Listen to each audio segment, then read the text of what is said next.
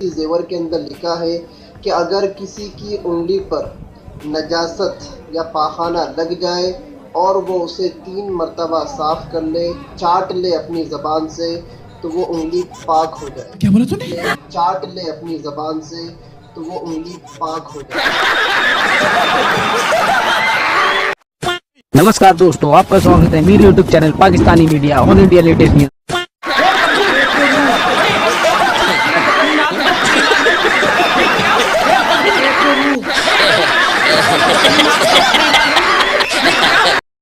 भैया शर्माने की बात है, अब तो शादी हो गई है। क्या भैया? जॉगिंग करके बाजी भैया आए हैं। बेवकूफ लड़की, भैया तो मत कहो, निकाह हुआ है तुम्हारा उसके साथ। तो इससे मेरा क्या कसूर है? पहले भाई और अब अब्बा का जमाई, आप ही लोगों ने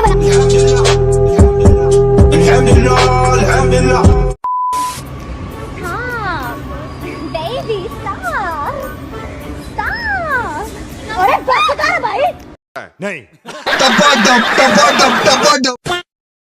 मेल कई फीमेल्स के लिए काफी होता है। अबे साले, कोई औरत चाहेगी कि उसका हस्बैंड दूसरी शादी, तो मर्डर ही कर दूंगी उसका।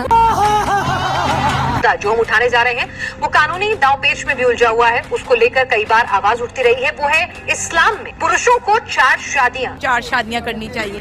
4 शादियां जायज हैं, करनी चाहिए। यही नहीं, अभी और सुनिए। सबसे कम दर्जे की जो हूर होगी वो सुनो जरा उसका तस्करा। ये हूरें होती हैं जैसे यहाँ की औरतें हैं, ये कुछ भी नहीं है। अच्छा, अगर आप चांद के पास भी ले जाओगे उनके तो वो धुंधला पड़ जाए।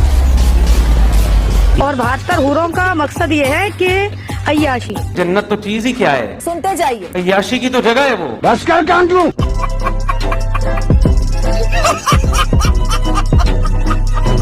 चूतिया बनाया तुमको। आप मुझे ये बताएं, जो जैसे आप कह रही है कि मेरे पेट में जो बच्चा है ये मेरे भाई के हैं, आप कैसे कह सकती हो? मैं पक्का कह सकती हूँ क्योंकि मेरा भाई सब कुछ जानता था। इससे पहले उसके दोस्त के साथ मेरा रिलेशन था, उसके पास सारी मेरी गंदी वीडियोस थी, पिक्चर्स थी, उसी वजह से उसने मुझे मजबूर कर दिया। अच्छा, तो फिर आपके भाई ने आपको ब्लैकमेल करना शुरू किया? हाँ, अम्मी अब्बू के डर से मैं डर गई थी और उसकी बातों में आ गई। अच्छा, जब वो आपको वीडियो दिखा रहा था आपका भाई, तो आपको क्या कह रहा था कि मैं क्या करना चाहता हूँ इसके साथ? मैं हम बताते हुए भी शर्म आ रही है कि मतलब तुमसे रिलेशन रखना चाहता हूँ इस तरह का। ये कोई रंडी खाना है? लानत है तुम लोग पे, लानत। चीज एग्जिस्ट करती है उसे उसकी एग्जिस्टेंस माननी नहीं है। राम एग्जिस्ट करते थे, उनकी भूमि एग्जिस्ट करती थी, उस चीज की एग्जिस्टेंस माननी नहीं है। और मतलब उस पे उल्टा सवाल कर देना। और जो चीज एग्जिस्ट नहीं करती, बाबर अकबर ये बाहर के देशों से आए हुए 2 कौड़ी का आदमी हमारे देश को तहस नहस करने की बात करते हैं, उसकी एग्जिस्टेंस माननी है, उसकी एग्जिस्टेंस माननी है। उसके बाद ये इन्होंने कहा कि हिंदू जो है वो 4 वर्गों में बांटे गए हैं। इसका कारण आपको पता है, भगवत गीता का एक श्लोक है, चातुर्वर्ण्यं मया सृष्टं गुण कर्म विभागशः। गुण और कर्म चारों वर्गों का।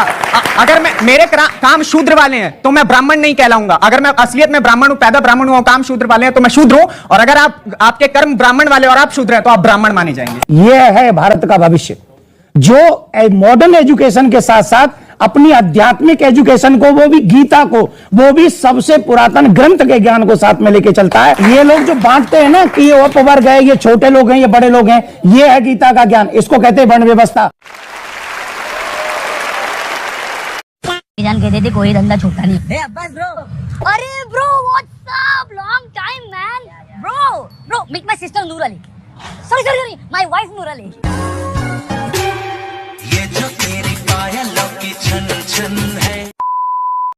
अच्छा, जन्नत में खाने का जो सिस्टम होगा, हा, यहाँ अगर खस्सी का गोश्त खाने का मन हो तो जाइए पलासी, जाइए दुकानदार के पास जाइए, गोश्त कटवाइए, घर में लेके आइए, फुटकी की माँ को दीजिए, फुटकी की माँ गोश्त बनाएगी, मसाला चूरेगी, वो चूल्हा जलाएगी, गोश्त को क्या कहते हैं हांडी में देगी, आँच चूल्हा जलाएगी, गोश्त पकेगा, प्लेट में निकलेगा, फिर आप लुकमा बनाकर खाएंगे, दांत से चबाएंगे, तब घोटेंगे, तब पेट में जाएगा।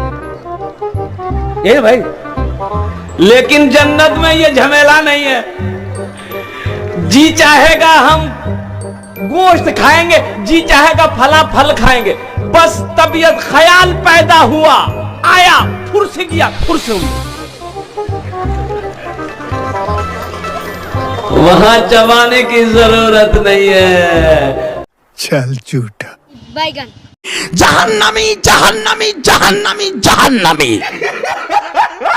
जैसा कि दोस्तों मैंने आपसे कहा था कि मैं वीडियो के अंत में बताऊंगा कि मोदी जी ने मुसलमानों के लिए क्या किया है, तो सुनिए जी अकड़ी। 1947 से लेकर 2016 तक 50% मुस्लिमों के घर बिजली के कनेक्शन थे, जो 2019 तक सिर्फ 3 साल में 92% हो गए, यानी कि 36% मुस्लिमों को लाइट कनेक्शन सिर्फ 3 सालों के अंदर मिले। अब आ जाओ बैंक खाते पर। 2016 तक 66% मुस्लिम के बैंक खाते थे, जो 2019 तक 92% हो गए। अब करते हैं सरकारी नौकरी की बात, यानी कि गवर्नमेंट जॉब की। 2014 तक कुल 4.5% मुस्लिम गवर्नमेंट जॉब में थे, जो 2023 तक 10.5% हो चुके हैं। अब बात करते हैं स्किल इंडिया स्कीम की, जिसमें 33% मुस्लिम को स्किल किया गया है। PMEGP स्कीम के तहत 70% मुस्लिमों को बिजनेस सेट करने में मदद मिली, 70% मुस्लिमों को। अब चलो थोड़ी शिक्षा पे बात कर लेते हैं। 2014 तक 69% मुस्लिम शिक्षित थे, जो 2019 तक 74% हो गए। अब बात करते हैं मुस्लिम लड़कियों की एजुकेशन पे। 2014 तक 65% मुस्लिम लड़कियां एजुकेशन लेती थी, जो बढ़कर अब 74% हो गई है।